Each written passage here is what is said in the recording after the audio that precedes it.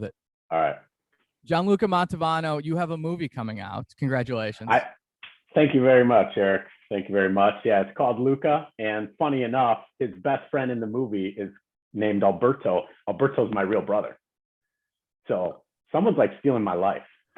Yeah. So is that, I mean, let's be honest Wild. here. How did they go to you and say, hey, we've seen you do sailing, you've been involved in race cars, you're an engineer, we want to steal your life rights? Or how's that process work? I don't know. That's a great question. I guess I got to get a hold of my publicist, figure out what's going on. Yeah, you should probably figure out if you're getting paid for that. Definitely. So I think a lot of people are going to listen to this because we went to middle school and high school together. We did. Yes, we did. And like I was saying, it's been 16 years ago. So 16 years. It's wild. What have you been doing since then? Well, I've been doing a lot. I always focus on furthering myself, both physically, mentally. So from graduating after high school, went and got a college degree, got my graduate degree, started working as an engineer at Ford Motor Company, mechanical engineering. Mechanical engineering. Okay. With an emphasis on internal combustion primarily. So what does internal combustion, for those of us that do podcasts for no money, what does that mean?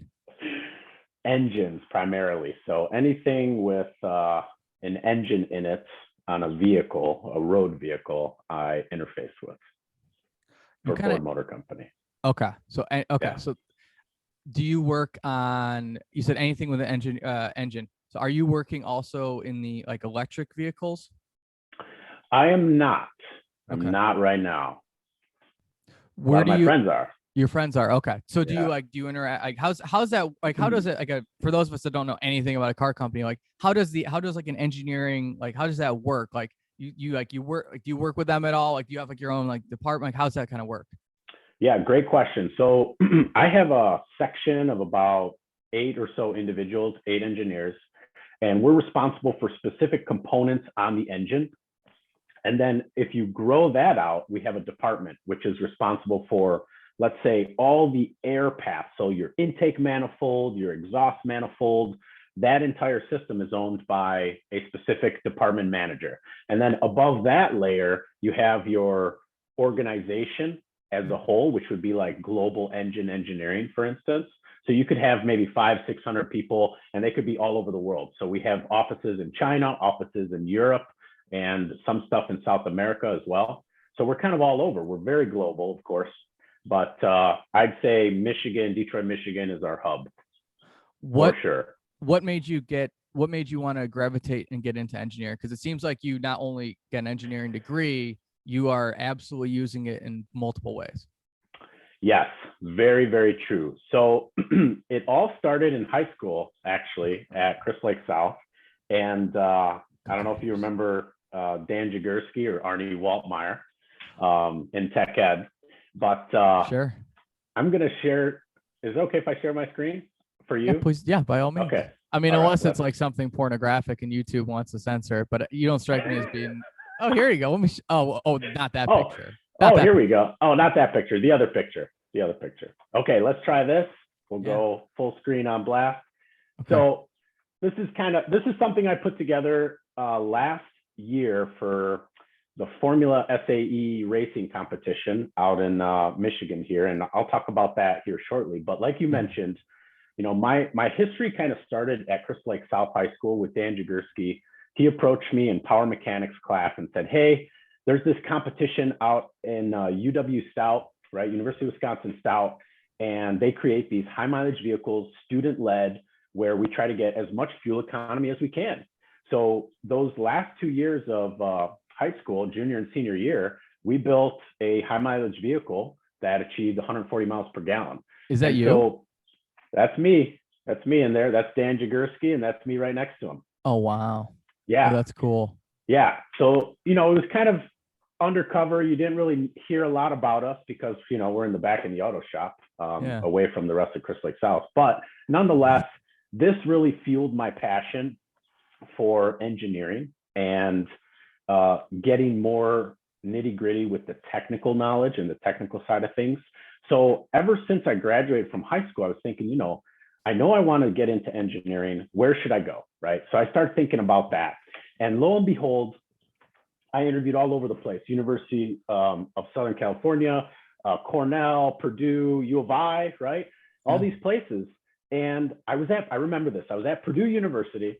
I finished listening to the dean of the College of Engineering give his little spiel. And he said, oh yeah, you should definitely come here. We're best of the best, blah, blah, blah. And I said, I'm looking at my notes. I'm like, what the heck? Everything he talked about is exactly the same as every other university in terms of the content and what they teach. And so I actually went up to him afterwards and I said, hey, what gives? I'm like, I've been to all these universities. I've talked to all these different deans and all these different recruiters. And I said, you all give me the same content. I said, what sets you apart? He's like, that is a great question. He says, it's not what you do in the classroom because that's all accredited by the same board. He said, it's what you do outside of the classroom, all the extracurriculars, right? So that really sparked my interest. And I'm like, okay, now I really need to be focusing on things like high mileage vehicle clubs or things that really fuel my fire. So that's where Formula SAE came into play. Okay. And that is exactly what happened. So I chose my university based on not only academic excellence, internal combustion engine research, Formula SAE, this kind of third scale Formula One style race car, and then all the extracurricular activities available at that university. Okay. So let's recap all of this. Yes. You were going on recruiting. So were you getting reached out to, or did you reach out to those schools? A little bit of both. And now, was that primarily because of the extracurriculars at South? Like that's through that, or how did that? What was that process like? For those of us that were not recruited for anything, we're very curious. I think it was, understood. I think it was a combination of things, Eric. I think it had to do with not only extracurriculars, but also how I was doing academically as well. Yeah. And, reaching, and then me, of course, reaching out and carpet bombing everybody, trying to see what's best for me. So when you, that kind of that personality trait of like, I mean, not a lot of people at 18 are going to go, excuse me, head of engineering department, but like all of you give me the same essentially spiel. What's your deal? Exactly. Were you always like that? Or how did that kind of, I mean, it's pretty young at 18 to be stepping out like that. Like, have you always kind of had that assertiveness, or where's that come from?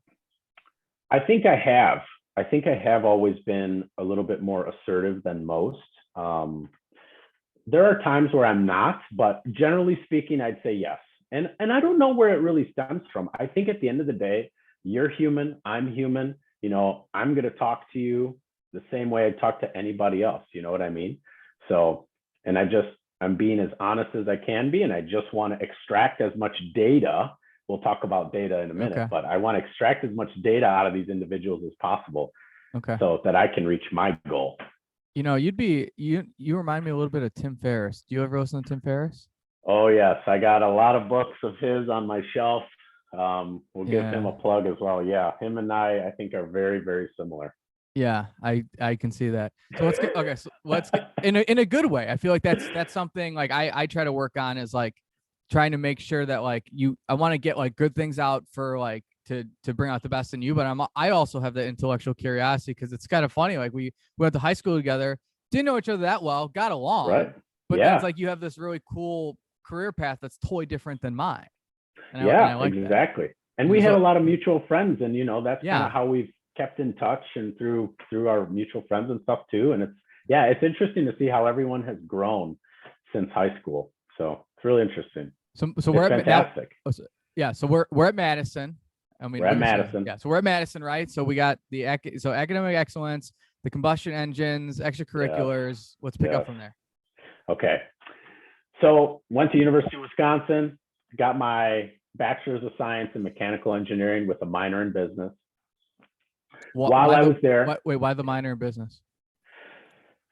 I've always had that kind of entrepreneur drive inside of me. And this actually goes back to like Evan Lugo, circa when I was like 10 years old. Okay. I started a little like yard work and car washing business in the neighborhood. You started one. Yeah, I was 10 years old. I was typing up on Corel WordPerfect. I don't even know if you remember that app, right? No. On our PCs. And I didn't have a printer, but Evan lived next door to me. So I had to go there, borrow his printer, and I printed off all these flyers, post them around the neighborhood. And ever since I was 10, I've had my own like little business, you know? Yeah. So I've always been driven to just keep doing a little bit more than everyone else. Just be the hardest, you know, I always talk about being the hardest worker in the room. Just do your best, be humble, be hungry, but always be that hardest worker. So that all started at 10. Humble and hungry, and yet here we are with you with a giant trophy flexing at the same time. What a perfect segue. Oh, what a perfect segue. Thanks, Eric. So when I was one of the main reasons I went to Wisconsin, in addition to all the stuff we talked about, was the extracurriculars. And one of those is the Formula SAE, the racing team. Like I said, third scale, as you can see, open wheel race car. And you design and engineer one every year. So imagine taking everything you learn in the classroom and applying it to this vehicle, right? Failure modes, how to design structures, how to do with combustion, calibration, testing, validation, documentation. I mean, we were our own company, essentially. It's crazy. Yeah. And so the great thing about this was it started in the late 1980s. And when I was on the team, I'm not saying it's all me because it's always a team effort here. But in 2007, 2 years after joining the team, we won the world championship for the first time at University of Wisconsin. That's awesome. So that was really cool. We're talking about 140 teams all competing for that trophy. Yes, I know it's a big one, but that was quite a few years ago, of course. And then same thing at Virginia International Speedway a year later. This is the national championship. So we won that in 2008. We went to Germany as well. So you get a chance to meet all these people from around the world, network, further yourself technically. It's awesome. It was just an awesome experience. What I want to talk about, did you compete in 2006 in the World Championship? I did. And did you compete after 2007 as well? I did. I competed every year in college. What do you think set apart the 2007 teams from the other ones? Great question. I think it had to do with refinement.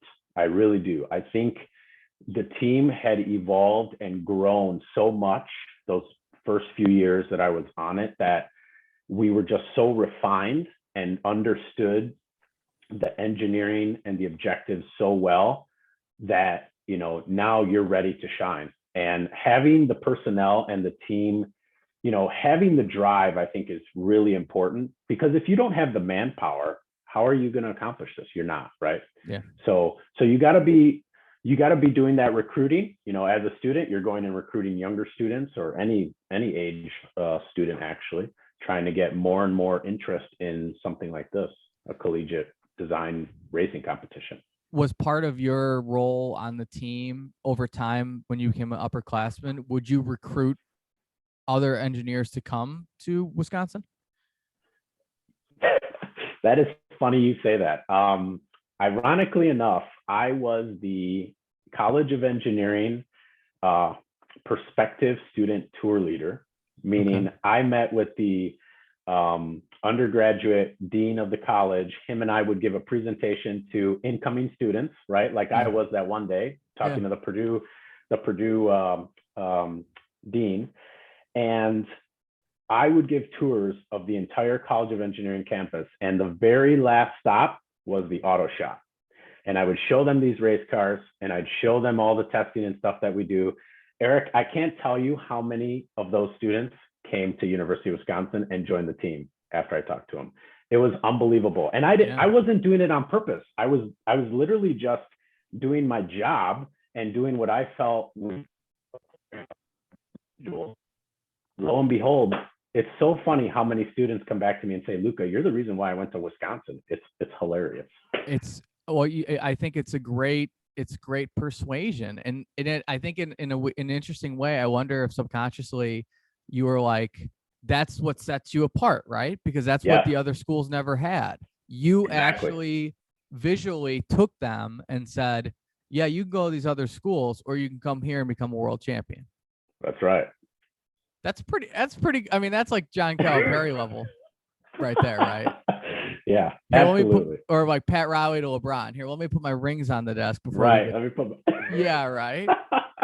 I love it. I love it. Do you now with that engineering group from Wisconsin that you worked with, do you still like, how do you keep in touch with them? Do you still have like group texts? Do you just kind of like, because I'm guessing they're all, spread out probably all over the world, different projects and different companies. Absolutely. Absolutely. Yeah. We have people all over the world. Some of them are still in automotive. Some of them are not. A lot of them most of them have stuck with engineering, but not necessarily. But we do keep in touch. We have we call it the Formula Train. It's an email thread Okay. that we have a lot of the alumni on. And so we chit chat quite a bit, or of course, just via text and group chats and stuff. So yeah, I actually had a Formula SAE. My colleague was living with me for 4 years in this house. I still keep in touch with a lot of those guys. I travel with one of the members from the team every year. Every Thanksgiving, we go to the Caribbean, somewhere new, somewhere fresh and hot. Okay. So yeah, like you said, that networking it's wild. It grows like wildfire. It's friendly, obviously, but is there also like a little bit of like a competitive nature to it? Like, is someone like, oh, I just like, oh, my figure out just did this, and you're just like, damn, like that's really good. Like, what are we doing? Yes, it is. There is some competitiveness. I wouldn't say that's the strongest attribute on the team. I would say it's work ethic. And so, I came in with a strong work ethic before the University of Wisconsin. So I think I had a little bit of a kickstart. But if you don't have that going in, it's difficult because it is fast paced. Every year you're building a new car from scratch. Yeah. So, you have to be willing to dig in and get to work. And so sometimes it's hard with, the school life balance and then building a race car on the side and wanting to enjoy, wanting to enjoy the university and go to the bars and go sailing and do whatever, so that it's mental toughness. It really is. I think it's mental toughness. So that's the biggest thing. Just got to be tough. You just casually are like, there's a balance. You have school, you're building a race car on the side. Yeah, that's like my typical Tuesday. I'm like, well, my girlfriend wants to get dinner. I'm building a race car. Like, how are we gonna do all this? I've asked myself that many times. So here you are. You've got the World Championship. You got the Virginia. What's the VIR? Virginia International Raceway. It's like the World one, of course, is international. The one in 2008 was just national. Yeah. So no international teams came over, but there's a lot of teams in Europe that come over, or from Australia and Singapore, you name it. It's amazing. All right, two questions to that. First off, which country's engineers impressed you the most, and why? So there were several universities in. Did you say Austria? You cut off a little bit. Oh, can you hear me now? Yeah, you're good. Okay. There were several universities in Austria that were incredibly talented. Not only did they have strong work ethic, but they had a lot of resources available to them. And they did a good job of getting sponsors and working with Formula One racing teams in Europe to help them, assist in the design, development, and maybe even the testing of their vehicles or engines. So, when you have those, in North America, I don't know how much you know about Formula One motorsports, but there's only one team in North America. Then you go to Europe and there's a whole handful of teams. So the opportunities are much greater in Europe than they are in the United States to get that level of sponsorship, let's say, and support. Which country, if you had to go back, let's say you were like this year, they're like, you get to go visit one of those like groups or something, which country is the most fun? Which team was the most fun? Oh, Germany, for sure. Yeah, sure. They live up to it. Oh yeah, they're a lot of fun. When we went there in 2007 for the German competition, oh man, it was the time of our lives. We still keep in touch with some of those guys too. It's great. That's fantastic. Yeah. Any stories that you're able to share from that trip? If the answer is no, we can move on. there was just a lot of beer and Yeah. partying all night long. I mean, they kegs, just endless kegs. I can't tell you a time I've seen so many kegs. It was unbelievable. So it was a lot of fun. A lot of Love fun. that. All right, Yeah. so here we are. You got this 2 world championships, and I don't know what the next slide says, but I gotta think you're not only being reached out to, but you're also doing your due diligence. So what happens next? Oh, look at this! Who knew? Who knew? There you go. Oh, yeah, a lot of stuff happens, Eric, but throughout, throughout high school, of course, my parents were doing the best they could to save up. I was doing the best I could to save up. But scholarships were huge for me. So this was a big part of it, right? Just reaching out. And I tell students this all the time when I speak to them. It's like, hey, don't forget, there's a lot of scholarships out there. You just have to go find them and apply to them. They're not going to come find you, right? Sure. So this was just, this was the highlight. This opened my eyes to, it's like, holy cow, Luca, you're doing some cool stuff. Yeah. And so this was Casserole Syntech. I was the national scholarship recipient for my just, having a drive to succeed in engineering and the automotive world. So this is John Force. He's like the Michael Jordan of drag racing. So they flew me out to California, gave me a big scholarship, gave me a big tool chest, a bunch of free engine oil. So this was a lot of fun. So I got a lot of crap for this on the Formula team. They were making fun of me for a while, but why? They just, they thought it was kind of funny. So guy from Wisconsin gets this big award, but that's cool. So John Force is the Michael Jordan of drag race. Yeah, he was quite a guy. If you look at his record, he's at the top. He's amazing. What was it? Was that someone that you grew up kind of? Did you know about him? Did you idolize him? What was it like when you met him? I knew about him. I did not idolize him. Yeah. When I met him, he was a humble dude. I had dinner with him and his family just at a restaurant on a mountainside somewhere in LA. And on a mountainside somewhere in LA. You're very casual with the details. Building the race cart on the side, mountain. This dinner is mountainside in LA. I had fish. It was nice. It was nice. But no, just a very humble guy. And he was very interested in just how I had gotten to where I am.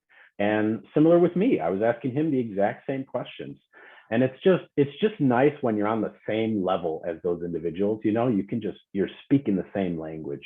Yeah. So it was just really great. And the good thing about it was I was able to bring one guest. So I brought my father. He's always been very instrumental in teaching me, discipline and the technical, he talks a lot about technical knowledge. And there's a phrase I use a lot. Might as well say it now, but knowledge is power, right? You've heard that probably your whole life, but technical knowledge is even more power. And I'm not saying ones and zeros and math and science, that is only a small portion of technical knowledge. So it could be anything, right? But I just, you look back, you think knowledge, okay, random knowledge, okay, yeah, that's powerful. But technical knowledge, oof, in my mind, that is super powerful. I love it. Okay, yeah. So here we are. And you said you talked to students. You're continuing to talk to them today? I do, yeah. So I'm a design judge for the Formula SAE competition right now. So that competition that I competed in, now I give back to that as a design judge. So I talk to students there. I gave this big presentation last year to them via Zoom as well. And sometimes I go back to Crystal Lake South or Cary and give some presentations as well for Dan Jagursky in auto power mechanics or auto shop. That's great. So, yeah, so I try to dabble as much as I can in that stuff. I want to teach, give them some tips and tricks along the way. I feel like when we were in school, they teach you how to do well academically, but sometimes they just don't teach you how to attack life and how to really, really kick life's ass. You know what I mean? So I've pardon my learned. French. No, you're good. This is a PG-13 podcast. There's actually a button where it says like on YouTube there, because this is for kids. I always just say no because I don't know. I think that means like 5-year-olds. I've learned more in the last, I say 7 to 8 years being on my own outside of school in terms of like building those skills. Like I have a great influence. My parents, my mom went back to school when she was 50 to get her master's. Dad always, grinding 5-6 days a week. Even now he's getting close. Now he's getting jealous of my mom because my mom just retired and she's home all the time. Sure. And now he's working from home and he's kind of like, she says like he's got the, more often now she'll just hear him be like, just like this like audible kind of like and he'll be like, he made some comment to me like, now that she's home more, I'm thinking more about when I want to get out sooner than later. But but like in terms of like the life skills, I totally agree with you. And I don't know how schools do it now because I'm pretty far removed, but it does seem like in terms of just like good like, for example, for me, some of the best experience I've got, and I talk about this all the time, is through Toastmasters. It's $45 for 6 months. And my system has been just, I force myself to try to go to a meeting each week, whether it be my club or another one, and just do something and work on that public speaking. Whereas in high school, I didn't do much of it at all. I don't even think I had speech. We had a speech class. Maybe I don't remember it. I'm not saying it was bad. I just thought like, that was like 20 something years ago. Sure. Like, I know. Yeah. I had power. Okay. I'll tell you this. I had power mechanics. That's the only class I ever dropped in high school. You dropped power mechanics? I had a partner who would show up high every day, and then he dropped out of high school himself after about like 4 weeks. I hope he ended up okay. He would just come in high and offer me Starburst. He was a cool dude, but like cool dude, of course. And I didn't know what I was doing, and Waltmeyer like would help, but like I didn't understand him. And I remember I dropped it. He goes, "What do you want to be when you grow up?" And I just was like, "I'll be a lawyer." And he goes, "Oh, my son's a lawyer." And I went, "Really?" Like I could not believe it. I was like, wow, Waltmeyer's son's a lawyer? I had no idea. And it's funny. That conversation was almost 20 years ago now. I was like, I think I was 15 or 16. And I was just like, yeah, I'll be a lawyer. And he's like, good for you. My son's a lawyer. And I was like, really? How does that work? You're in back like soldering and like teaching me how to take apart an engine, and your son's a lawyer. But it's a skill set, right? And anything's learnable. I think anything with a certain mindset is learnable. I think absolutely.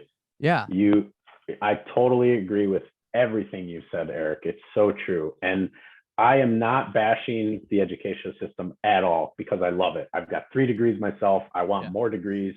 But at the end of the day, there's just things that they don't teach us that, like you said, I've probably become more physically, mentally fit and learned so much more on my own or through osmosis and organically through other individuals in my life than I did in college or university or undergrad. You know what I mean? And it's tough. I hate to say that, but I think there's things we could do better. That's all I'm saying. Opportunities for improvement. Yeah, and that's how you evolve, right? It's the same process you probably had with each year's cars. Like, this is what we did last year. Let's see how we can get better. And there's nothing wrong with, I think that there's this, like, I think people get too, and maybe it's an ego thing. We all have ego, but maybe, education system, like, it's not we're not pounding on teachers. We're not saying anyone's doing a bad job. We're saying maybe we can continue to evolve this. That's all. Absolutely. Like, we've evolved. Exactly. We've evolved. Exactly right. Look at us. Look at us now. We're killing it. Look at us now, and look at this guy. Did you know Arnie Waltmeyer ran for McHenry Elementary School Board?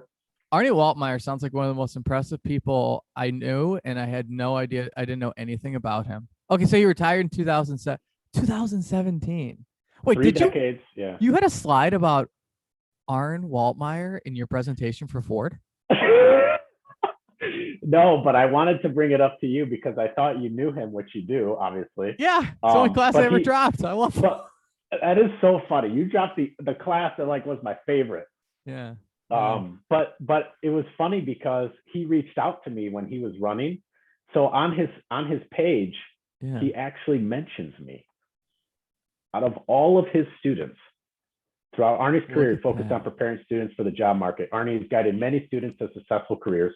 Arnie was a great teacher and an inspiration. I'm an engineer at Ford Motor Company because of him, says Luca Mantovano, former student and current engine development engineer at Ford. Look at that. They left out they left out my quote. I don't know why. The lawyer, yeah. I'm a lawyer because of Because of Arnie Walt. Because he said his son's a lawyer, and I said, well, I don't know what to go with. Okay, so did he win? What happened? Is he on the school board? I don't think he won. I don't think he won. Yeah, which was sad because I think great dude overall. Is that the first thing you've lost in like the last 20 years? Yeah, that's pretty accurate. Gosh, that's just data. At the end of the day, it's just data. All right, so what do we got? Okay, so here we go. Scholarships, Arn Waltmeyer, quotes. Wow, that's a big engine. That is a giant engine. Yeah, this is one of the largest engines in the world. But yeah, like you can't just skip through that. What is the largest engine in the world? Yeah, I'm not letting you just talk about impressive things without moving on. No, I don't think so, my friend. All right, what is that? This is a jet engine at GE. So I worked at GE Aviation as a co-op in jet engine development, and this is me standing inside of a jet engine. Clearly, it's not on, otherwise it'd be really bad. But needless to say, like we talked about the whole networking thing, one of the big items that I was focusing on was getting experience throughout those college years, right? So you can see I've done 3 different internships: Goodyear Tire, John Deere, GE Aviation, and I went to Ford Motor Company last for my last internship. So I got as much experience as I could, because when you're in that interview process trying to get your full-time job, they're going to ask you, well, what have you been doing your whole life? Yeah. And what are you going to say? Oh, I've gone to class, I've read my textbooks. Okay, great. But what else have you done? So that's where having this experience I felt was incredibly valuable. I don't know if you had that opportunity to get internships and co-ops, but it was more so mine was, my big thing was I wanted to work in sports, and I made my big push between my junior and senior year. So my junior year, I sent out cover letters and resumes to all these NBA minor league teams, and then I ended up getting one in Austin. So that was my big one. And then after my senior year of college, I lived in Austin and worked for him full time in sales, and it was just a train wreck because I was just bad at it, and there were just a lot of things going on. I was too sheltered in college. I just did not do enough to get myself out there. But it ended up being like, I need to go to law school. So that kind of, and then after law school, I had a couple things. But no, college, my first year, I was just like, what do I do for money right now? Yeah. Like, I guess I'll go work at the Home Depot and sell washing machines. It paid $10 an hour at the time. It was good money. My buddy worked there. He's like, I get you a job. And I think looking back on it, I think your progression makes more sense if that's what you want to do. I didn't know what I wanted to do. I had no idea. I was like, well, maybe I'll be a history major. I don't know. Is that what do people do that? I don't know. People do that. Yeah. People do that. People do that. Okay. So what of those experiences, what are some of your takeaways? If, let's say, for example, like my neighbor's going to college, what are some takeaways from him about the internship, not just the process of getting it, but like what you learned like from those experiences? So it's going to be because you're there for a very finite amount of time, right? A couple months, let's say, or half a year, it's going to be very fast paced. So it really teaches you to use your brain, which we'll talk about our 2 million-year-old brains in a little bit, but it focuses your mind to really dig into the details and absorb as much as you can in a short amount of time so that you can be an effective individual for that organization. But it also teaches you how to become a team player. I think a lot of times, and I think the academic system's done a much better job of this in the past few years, doing group activities and group projects, but working in these different fields, you learn a lot more about how to be very cohesive and have those synergies with your organization. So I think those are the two big things: gaining, absorbing as much as you can in a short amount of time, and working with other highly intelligent and intellectual individuals. And then the Ford one, you're with Ford now, so that seemed to work out. And go ahead. No, go ahead. This one's a funny story. It was 2010. It would have been, I would have graduated in fall 2010. My internship was summer of 2010, and it was fall of 2009 now, where, that's when the companies come out and try to recruit for the following summer, right? So I was trying to interview in 2009, fall 2009, for the summer gig in 2010 before I graduated in the fall. And I really, at that point, I had these 3 internships and co-ops, and I wasn't that particular. I was like, whatever, I'll stay on campus, I'll sail all summer, I'll enjoy summer, work out, do my thing. Yeah. But I don't know, for whatever reason, I had that weird itch to keep working. And Mike Schaefer, actually, I don't know if you remember him, but of course, he bashes me all the time. That's like all I do. He's like, oh, Luca, all you do is focus on, work. But anyway, he said, I sent an email to the lead recruiter at Ford, who came to Wisconsin, and he was on the formula team as well. So another networking opportunity there. There you go. It was late. It was like December or January. I sent him my resume. I said, hey, I'm just looking for a summer gig. If you got anything, let me know. I'm happy to interview. He sent it off to like the lead HR guy at Ford, and he's like, look at this resume. we got to get this guy a job, Yeah. So lo and behold, next thing you know, I get an offer letter in the mail. So I never interviewed, and I came on as an intern. And so I did that summer stint, no interview. And then, of course, that internship kind of becomes your like 3-month interview, let's say, for a full-time job. So I did that. After the internship, I get this offer letter, says, hey, if you want to come on board after you graduate in fall 2010, hop aboard. So then I did. And so it's kind of a funny story, but until I got my most recent job with them as like a technical expert, I had never interviewed with Ford Motor Company. So you never interviewed? Yeah. Okay. So your first interview was for your most recent role. My most recent role. Yeah. Did you point that out? You're like, I've never interviewed here. I did. Yeah. I pointed it out. I'm pretty good friends with all of those managers. So it was pretty funny. Yeah. I said, yeah, this is cool. This is my first time interviewing. I hope it goes well.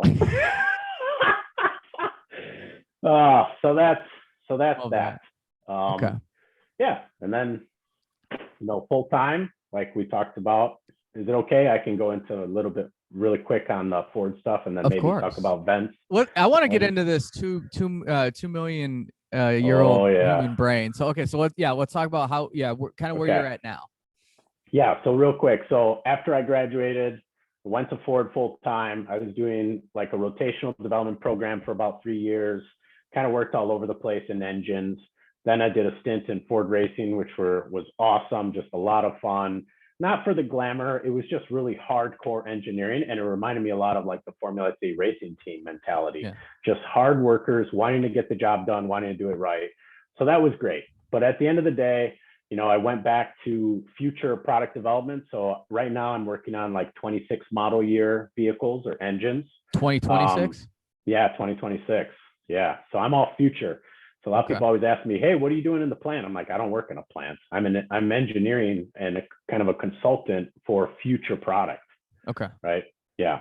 So in any case, yeah, I've been there for quite a while. After the development program, went into a group that did a lot more like electromechanical, which, you mentioned battery vehicles earlier and hybrid stuff. That's becoming a lot more prevalent, right? So it's important that a lot of individuals in the technical field understand electronics better. A lot of them don't have a good electrical background. So I've really focused on that and kind of self-taught the electrical side of things. And of course, I've had help along the way, but I didn't formally go to school for electrical engineering. It was all mechanical. How have you learned? What have you done to learn that? What's been your process?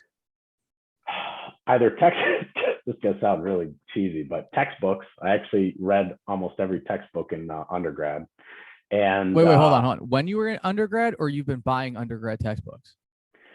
When I was in undergrad, I would read the textbooks, and even after I graduated, I would still buy textbooks and read them. Yeah. But then the other thing is also just going online, as you know. I mean, it's endless now, right? Yeah. The world is at our fingertips. Yeah. So just getting online and searching for stuff. If I don't know anything, go find like a scholarly article or any research paper and do the best I can to understand the material. And of course, there's specialists at Ford I've referenced if I had questions on material too. So a lot of options on that front.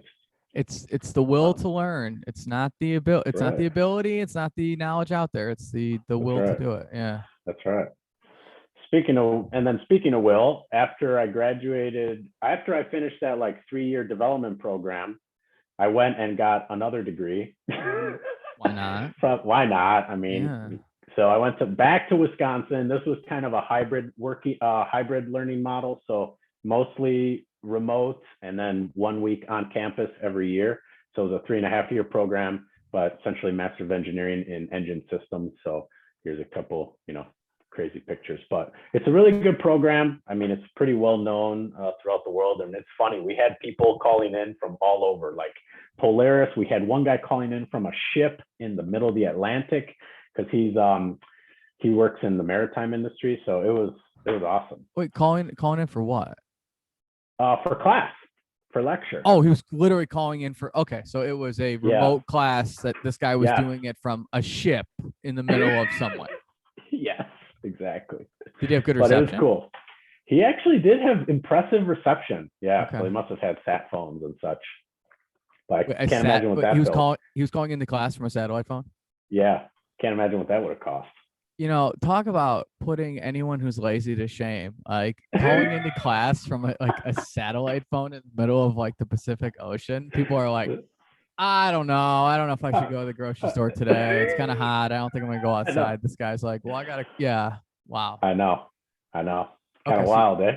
Yeah. So that there was a 3.5-year program. Yeah, because it was like part time, right? I was still working full time and then doing this as well. When did you graduate with that degree? I graduated in 2017. Okay. Yeah. And they chose me to give the commencement speech. Oh. Which was actually pretty fun. Is it recorded somewhere? I don't have it recorded, but I do have a blurb from it, and you're gonna love this because you're gonna be like, I knew it. Do you talk about Arne Waltmeyer in it? Pretty close. I talk about Dwayne Johnson in it. Okay. So check this out. Okay. So this was my closing statement. Can you see my screen now? Yeah, you're good. Okay. So at the very end of that commencement speech, I talked about Dwayne and kind of his, like we've talked about this whole time, just his drive and his passion. And so I just said, he said a few words many years ago that struck a chord with me. I'm going to leave them with you today. Be humble, be hungry, always, always be that hardest worker in the room. Now go conquer. Mic drop, exit stage left. Love that. Go conquer. Go conquer. Go conquer. So alpha male stuff right there. Oh, I suppose. I'm sorry. There we go, Luca. No. I said Luca liked your Instagram. It's good to know Luca looks at other Instagrams, not just a couple hot chicks online that he follows. So right. Yeah. That's, so that's a good point. You're doing that now. All right. So I'm gonna throw a couple before we get in. I want to talk about this. Okay. No. Okay. So let's talk about let's go into COVID. Let's talk about So March 2020. What happens over at Ford? All right. March 2020. I had just gotten back from a scary trip to Korea. COVID was on the rise, and you were in Korea when all this was happening, and then you come back. What was it like over there? It was. People didn't know much. I mean, they didn't know what to think. There wasn't a lot of data yet. There we go. Yeah. Right. So what happened was I was there for work for a few weeks doing some engineering stuff. And then on my way back, things were really flaring up. And I made it back. And pretty much right when I got back to the office here in the Detroit area, they sent us home. And originally it was only going to be go home for 2 weeks, take your laptops, take all your stuff. And of course, that's turned out to be a year and a half. Yeah. Yeah. But that's okay. That's okay. But what happened was at the end of that month, I received an email from my technical leader, who's a couple levels above me, essentially requesting to my management that my support. He wants me to be part of this team to help design and engineer and manufacture a ventilator for the pandemic. So that my journey began on March 29, 2020. And this is kind of a cool slide because it shows the partnership between Thomas Edison and Henry Ford, which goes back to 1896. Wow. So, and now you see us coming back. This was actually taken in Madison, Wisconsin. GE Healthcare has a facility there. Mm-hmm. So this was actually Ford and GE kind of rekindling that fire and coming together again, 100 years later, essentially. Would you, so that for you, that's a great connection because you went to Madison. Did you go during this time? Did you go up to Madison actually, you wouldn't be going anywhere, would you? Or was it like you remoted in and worked with the people there? Yes, correct. So we would remote in there. My technical leader, the one that I mentioned a minute ago that requested my support, he was the only one on site at GE Healthcare. So that was good. He was kind of our voice there. And then of course we would have meetings and discuss all the engineering aspects of it. And it was pretty wild. I mean, when you look at this thing, it's all pneumatic, so it's got no power. So the beauty about that is you could be on a helicopter, you could be on a ship, as long as you have oxygen, an oxygen tank, that's all you need. There's no power to this thing. It's crazy. It's all pneumatics. So it's kind of crazy, but Dr. Forrest Bird here is actually he's a huge inventor of all different types of things, but one of his claims to fame is this pneumatic ventilator. And he created this back in 1969. It was called the Baby Bird. And you can see here with President Obama in 2009, receiving that National Medal of Technology and Innovation. So, I mean, this guy's a freaking hero, right? Period, hands down. So what we did was, this thing was essentially already being made, but they were making like 3 a day. We needed to make like 1,000 a day. So when you got to scale up and to that, on that level of magnitude, it's a lot of work.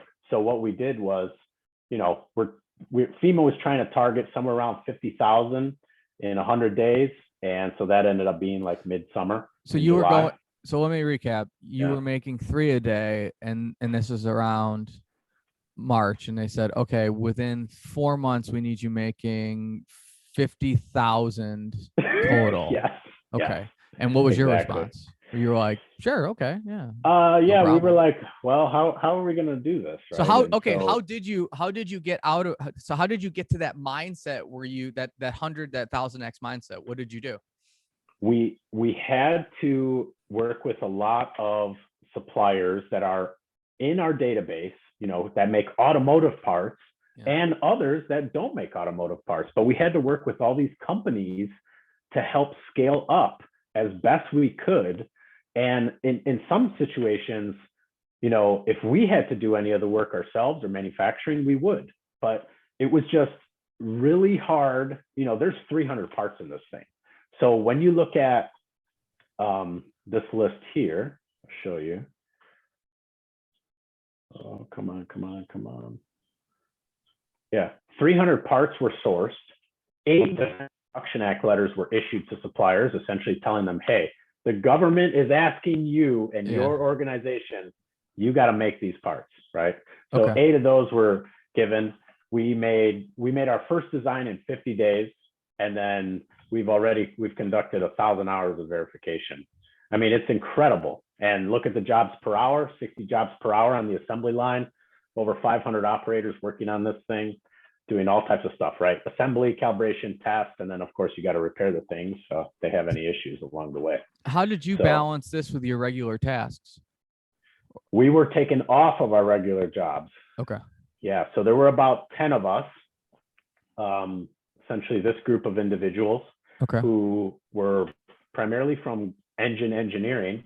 And we were brought over because an engine is nothing but a compressor, right? An air compressor, right? It squeezes air and it combusts fuel. And so long story short, the engine team, Robert Wade, our technical leader, was tasked with recruiting us to help design and build these devices.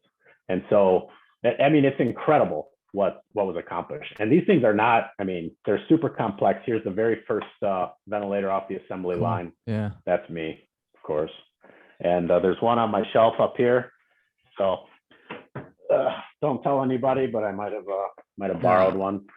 This isn't going on the internet at all. No, not at all. I cool. hope we never have to use this. That's all I gotta say. Yes. But so anyway, incredible project. I am incredibly grateful. I don't think it's actually set in yet. It's probably still a little surreal for me, what we accomplished and what we did in the short amount of time. But I mean, it was an incredible team effort. And I mean, you saw, President Trump came on site, gave a really nice speech. And then, of course, you can see the whole team involved, and there was many more than this. But yeah, Blue Angels is just a huge team effort, right? We always go back to that, right? Is there that's ventilators. Like for you, questions? Yeah, I have a couple.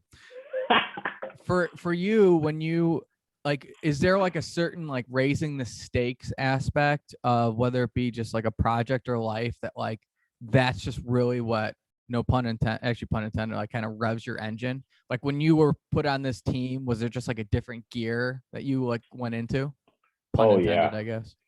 Yeah, definitely. Yeah, you can ask any of my friends. I mean, I was in my office for 16 hours a day, just trying to learn about ventilators, number one, on the phone with suppliers, on the phone with people. One of the craziest things that we did was we had some guy make us the very first prototype of this device. One of the knobs has a very complicated screw or thread. And some guy on a farm about an hour and a half away made this thing at 2 a.m. to have ready first thing in the morning the next day. Wow. And it's just that drive and working with those individuals. It's just, I mean, how do you beat that? It's crazy. Yeah. It was unbelievable, but everyone was so excited, no bureaucracy. It's just, let's get it done. Right. So that was really, really cool to see. Really refreshing, because in these large corporations, it can be difficult to accomplish tasks sometimes because there's so many steps that you got to do, right? Checks and balances and such. So yeah, the Army is very, very bureaucratic, and for my role, I'm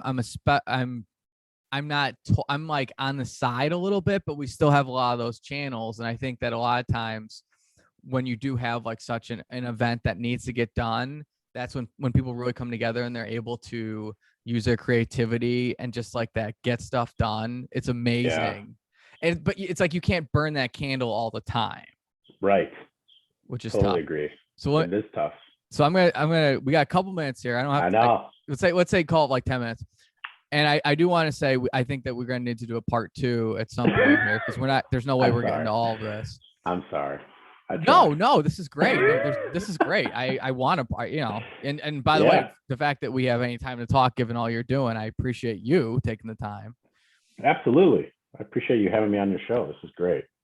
So in your world, so you're Ford, you got all this different stuff you're working on. What is your personal opinion of Elon Musk? I respect him. I'm impressed with how much he has accomplished in his lifetime thus far. I've always talked about, having big days, right? This day, Sunday, the 20th of June, we're never getting this day back, Eric, ever. Sure. Yeah. Right. Time could be the last one we have. Who knows? It could be the last one. Yeah. We never know, right? Yeah. Time is a non-renewable resource. And I don't think a lot of people realize that, but I try to live these giant big days.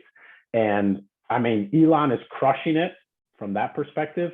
He's making me look, putting me to shame, but I'm impressed with his mind and how he approaches things. I think he's doing a good job. Not a great job. He's doing a great job. He's doing a fantastic job. Is there a competitive spirit kind of with your company? Because Ford is doing all this awesome stuff. You know, obviously you explained with the ventilators. Is there like a competitive spirit? Like, do you want to beat him? Do you want to beat Tesla? Do you want to beat other companies? Like, how's that work? Personally, no. I do not. I think Ford for sure does. You can see a lot of times, you know, they're putting out things that show them kind of going against Tesla, right? Or comparing themselves to Tesla. And I think everyone is. I mean, Tesla's doing a very good job overall. And for me, that's not what it's about. I don't need to compete against them. I'd rather work with them and, you know, shift that paradigm. It's all about that team. For me, it's that team effort. So I can be competitive in other areas, right? Racing sailboats, racing Formula cars. But at the end of the day, engineering is engineering, and I'd rather be on your team than be working against you. But just a personal opinion. I don't know. Well, that's why you're here. That was a good question. I want your personal opinion. You want my opinion? Yeah. Let's say tomorrow, for some reason, Ford goes under, Luca's on his own. What do you do? Do you start your own company? Would you want to go look somewhere else? Would you stay in the same industry? It's a great question. So I have my own company right now with two partners. What do you do? I'm let's say a technical automation gizmo wizard. Me and two partners own an escape room here. And really, so one of them comes up with the ideas, and then I make those ideas come to life as best I can, right? So there's a lot of engineering, a lot of electronics, a lot of automation, right? You touch stuff and then things open or noises happen or whatever, things pop out at you. Yeah. So it's going well. And that was kind of the first step into that entrepreneurship role. I think I would like to do more of that in the future. I've always wanted to open my own espresso bar or some kind of nice martini bar, something like that. Maybe even a fitness center of some sort, but it's not just about the body, right? It's all about the mind and the body and its connection as well. So I don't know. What's the escape room called? The Fifth Wall. And that's a theatrical term. Normally in theater, you've got, you know, the three walls of the stage and the fourth wall is the audience. Yeah. In this situation, you've got four walls. The fifth wall is the audience in the center. So we're the Fifth Wall escape rooms. And where is that located? Located in Ferndale, Michigan. Ferndale, Michigan. Okay. That's right. Yeah. So pretty cool stuff. Definitely worth checking out. We've got really, really good reviews overall. So it's very high quality. But so if I lost my job, I'd probably keep venturing out into that entrepreneurship field. I don't know if I'd go brick and mortar anymore. I think if I could have something where it's digital, I don't know. I think my overhead, I'd be able to minimize that overhead cost, you know? Oh, I have no doubt. Yeah. So we'll see. Okay. So, give me your morning routine. Mr. Owns a company, races boats, races cars, saves the world with ventilators. What's your morning routine? My morning routine is very, very important. I call it kind of a morning prime. First thing I wake up, I always make the bed. I know Jocko talks about that. It's simple. It's easy. The first task, just get it done, right? Get the win. Yep. Yep. I'm usually making an espresso right away, just getting something in my stomach, a little bit of fluids, a little bit of water. And then I go into like a breathing routine. So I've got some breathing exercises. Sometimes I'll jump in my hot tub to help kind of just the muscles and the body unwind. A little bit of meditation, mindfulness. I'm sure, you know, if you read, I don't know if you've read Tools of Titans by Tim Ferriss. You go read that book, you'll see almost everyone has a very similar routine. It's wild. Yeah. Yeah. So the breathing, the hot tub, the stretching, the mindfulness, meditation, and then I'll try to get a workout in the morning if I can, but that can be difficult. But it is that's my big win for the day. When are you up? What time do you get up? I'm usually up by 6. And, you know, we talked about big days. So like today, it's like, I've already done all my priming, done a load of laundry, made a couple of espressos, you know, talked to you. So, and it's 10:15 in the morning here. So Crushing it. Yeah. I'm crushing it, crushing life. How long is your morning priming usually last? My prime usually takes 30 to 45 minutes. Sometimes I stay a little bit longer in that mindfulness phase. It just, my brain, my 2 million-year-old brain needs time to just unwind, throttle down. And I've been doing that for a few years and I really love it. It's really changed just my outlook on life. It's really great. What do you do for meditation? Do you have a certain routine? Do you like, for example, for me, I do, and I don't do this every day, but I'll do there's two things I focus on. One is I try to wake up around when the sun rises and I'll go outside for about 10 minutes. I forgot, I've read it was a podcast that like there's certain, because of the UV, there's something around your eyes that'll wake up your whole body. So try to do that. Or awesome. Do you know Wim Hof? Oh yeah. You know the Iceman? Yeah, you said hot tub, and I was gonna say I gotta get this guy on the cold shower train. You might already be on. Are you on the cold shower train? Yeah, I take cold showers or do cryotherapy once in a while. Okay. Do you do that? Have you done cryo? I've done cryo. I did cryo once, and I liked it. I usually stick to. I'll do a shower for say 3 or 4 minutes, and then I'll flip it to cold for like 1 or 2. Yes. Depending, I've done ice baths. I don't do them as much as I probably should because that's a really that'll put some hair on your chest. Oh, no pun intended. No pun. No. There's pun no intended. escaping it's the cold. Opposite. There's no escaping. The cold is righteous, man. It's crazy. Yeah, and he came out with a new podcast. I don't know if you saw. I posted it on my Instagram, like on my story. He's got a podcast, and he just did his first one. It's hilarious. Yeah, Wim Hof. Wim has a podcast? Yeah, he just created a podcast and it is amazing. So you got to watch it. It talks a lot about the same stuff we've talked about, mindfulness, breathing, ice baths. It's hilarious. Have you done or would you do any of his retreats? I definitely would. Yeah, I definitely would. Would you? I did an online one in February. Really? It was one of the most interesting. It was 6 hours each day. He wore this like double eagle poncho and just was like unfiltered the entire time. And we did an hour of breathing at one point. Yeah. And some of the literally that feeling of like, it says high on your own supply. Yeah.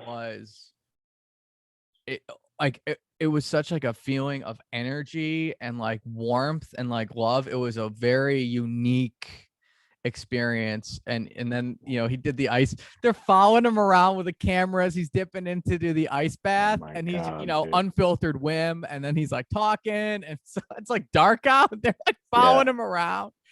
It was hilarious. Yeah, and I still keep in touch with a few people. We have like a Facebook group from that outing, and we like kind of keep in touch. And I'm trying to get some of the people from there on the podcast. Like a lot of people in the spiritual realm. Like there's a lot of people that are like in the psychic and like it's a very interesting it's aspect.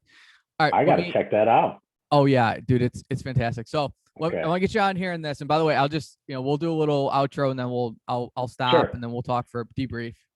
But so if you are, let's say there's someone out there right now, COVID was kind of a rough time for them. They're trying to figure out, they're trying to get back into it. What's like the one piece of advice you'd tell them? You mean like get back into? They're in a rut. They're just in a rut in life, right? Like they had they're working from home. Maybe they had some relatives get sick and recovered. They're still, and now all of a sudden everything is like it once was, and they're just kind of thrown. Like when you were put in that situation where you had to switch to the ventilators, or any time in your life when you've had to just kind of do a 180 quickly, how have you been able to do that? What would you tell them? I would tell them to stay positive. I think over the past half a decade, like we talked about earlier, kind of how much we've grown over the past 7 years or so, just finding that positive energy, whatever it might be, whoever it might be, right? You can extract it from anywhere. Could be working out, could be going for a walk, could be a beach, could be talking to you, right? That positive energy I find to be extremely powerful. working with people that are very negative pulls you down, right? Yeah. So I try to avoid those situations as best I can, because like we said, our time on earth is very short, right? Yeah. And just staying positive and trying to do what you love, and whatever that might be, finding your anchor so that you can kind of reset your mind. And sometimes we haven't talked about this yet. We haven't really talked a whole lot about the mind, body, soul aspect, but finding your purpose in life, which I know you had spoken about on your most recent podcast, actually, with Shanitha. She talked a little bit about purpose. I think that is incredibly important. So just kind of take a step back, find your purpose, focus on positive energy, and then just keep digging deep. I love that. That's perfect. Gianluca Mantovano, aka Luca in the States. Right. This is a fantastic conversation. We are doing this again whenever your schedule has that break, because we got to get in. We didn't even get to the 2 million year old brain, and I can't even imagine all the other wonderful stuff we'll get to. But all right, my man, have a great one. Thanks, Eric. Thanks.